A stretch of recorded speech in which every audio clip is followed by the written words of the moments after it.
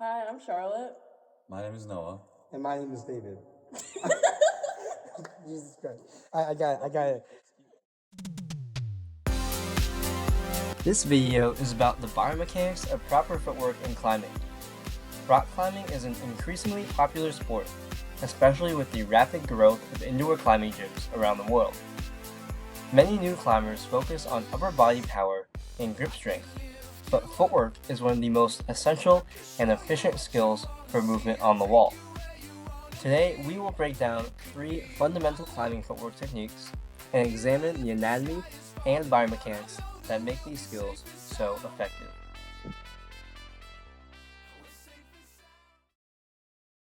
The 3 key footwork concepts we'll analyze are quiet feet,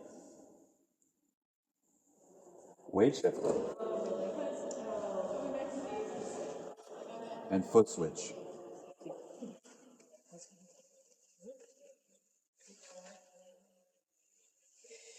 These skills form the foundation for efficient climbing technique.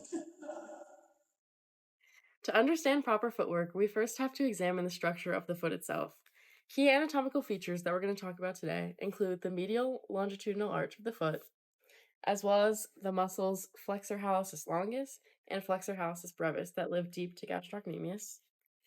This is flexor hallucis longus, and the 2 of these muscles both work to flex the first digit during weight shifting. Additionally, gastrocnemius contributes through plantar flexion. Okay, next, climbing shoes are engineered to amplify these biomechanical advantages.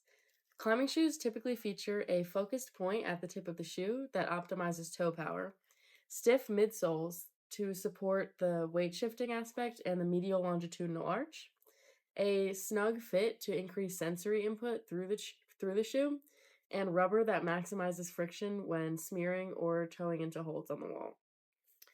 This design supports the anatomical lever system created by the first toe and the plantar flexor group that helps keep the muscles constantly engaged.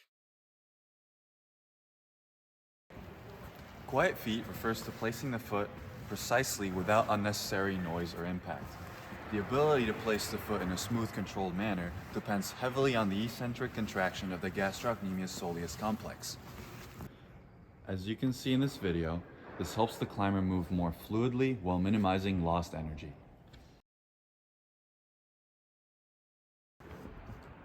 On the other hand, locking the joints of the leg on impact is inefficient, creating rigidness in the body's overall movement and can even lead to injury. Looking closer at the foot when it makes contact with the foothold, the ankle plantar flexors eccentrically control the descent of the foot, initiating the chain reaction of impulse control throughout the leg. The FHL and FHB stabilize the big toe upon contact. Reduced noise indicates minimal wasted energy and stable balance. Let's move on to the next technique of weight shifting. Weight shifting allows the climber to use their feet to bring their body into a better position for specific moves. We can visualize this by looking at a climber's center of mass and seeing where it moves over their feet or their base of support. For example, if Noah wanted to be stable in this position, you can see his center of mass evenly between his feet. But if you want to be stable for the next move, he puts his center of mass more to the side in preparation. Zooming in on the foot, you can see there's a pulling mechanism starting at the toes and continuing throughout the body. If you move off the wall and take off the shoe, it is easier to see the anatomic rationale for this mechanism. First, the medial longitudinal arch compresses and rebounds to support the pulling motion. At the same time, FHL and FHB activation provide the actual mechanical pull in the desired direction. Gastrocs are still engaged to create a downward push. Together, these muscles create a diagonal force vector both upward and in the desired direction. This mechanism is not possible without proper flexibility. With greater hip, ankle, and MTP mobility, we can have higher friction contact, rotate the foot easier, and open our range of possible footholds.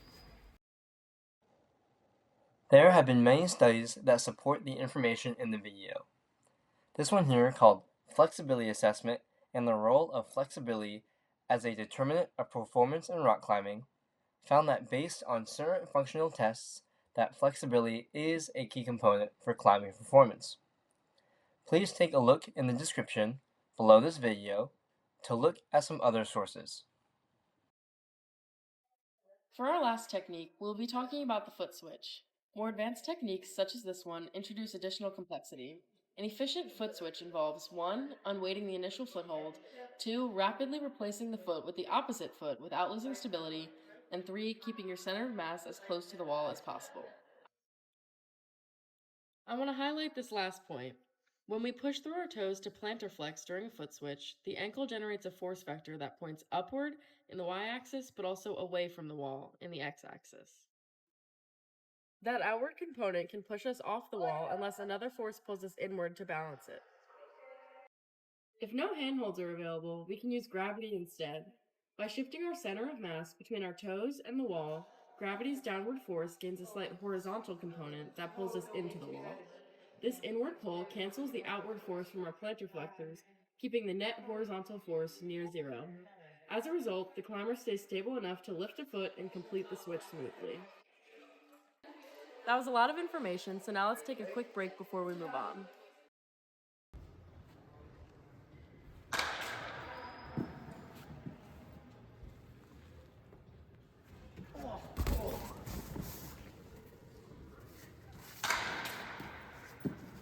How was that? We're back. Just to reiterate, we just talked about the foot switch and the technique required to complete this motion. Now, looking specifically at the ankle joint, muscle contributions and sensory demands include maximal range of motion via muscular control and flexibility, eversion and inversion strength from the peroneals and tibialis posterior to act as neutralizers/stabilizers, and the proprioceptive components of muscles and other tissue that can detect stretch and allow our bodies to adjust accordingly during dynamic foot repositioning. This advanced maneuver demonstrates the integrated function of the entire lower kinetic chain rather than isolated foot mechanics. Soft show. 3, 2, 1. Thank you guys so much for joining us today. Before we go, let's summarize what we learned in this video.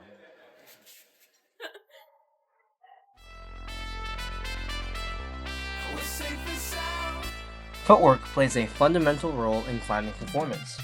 Strong hands may help with short sequences, although intelligent lower limb mechanics reduce fatigue and maximize efficiency throughout an entire climb. For those who may not climb, understanding foot biomechanics remains highly relevant. These structures and muscle systems support almost every athletic movement and many activities of daily living, including walking, running, and balance. Thank you for watching this video on the biomechanics of proper footwork and climbing. Below in the description is a list of sources we use in the video if you're interested in taking a deeper dive.